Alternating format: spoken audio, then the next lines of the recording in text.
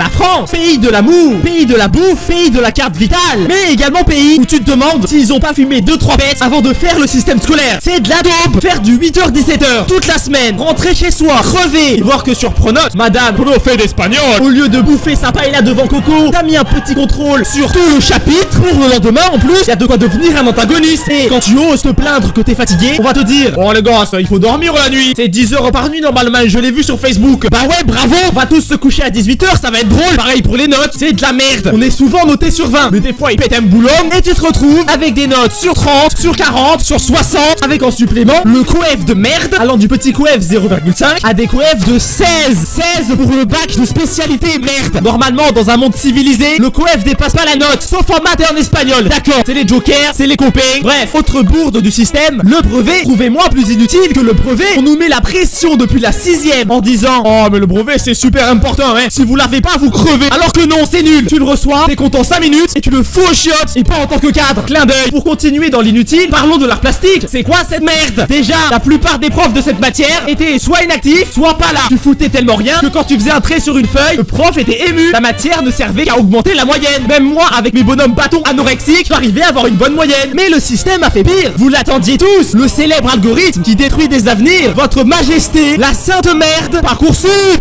Chose rigolote, tout est dans le titre. Parcoursup supprime ton parcours scolaire. Il nous nargue en plus pour prouver une nouvelle fois que c'est de la grosse merde. Une meuf a envoyé sur Parcoursup une recette de cuisine à la place d'une lettre de motivation, et elle a été acceptée dans une école. Il y a un petit problème là, non? Il fallait me le dire que pour rentrer chez Google, il suffisait de faire un bon bœuf bourguignon avec ses carottes fondantes. Bref, j'ai aussi envie de râler sur la cantine, car c'est une vraie merde. Déjà, c'est pas bon, je vous apprends rien, mais s'il vous plaît, faites un effort sur le pain, merde. C'est de l'obsidienne le truc. C'est un parpaing? C'est un parpaing. Tu peux faire ton CAP maçonnerie avec, ou jouer à la pétanque avec les collègues. Enfin bref, le système scolaire est imparfait, punitif et parfois vide de sens. Mais c'est à nous de s'y adapter, de le changer, de le transformer. Car sans élèves, le système n'est rien. Alors n'apprenez plus pour les notes, mais apprenez pour vous et seulement vous.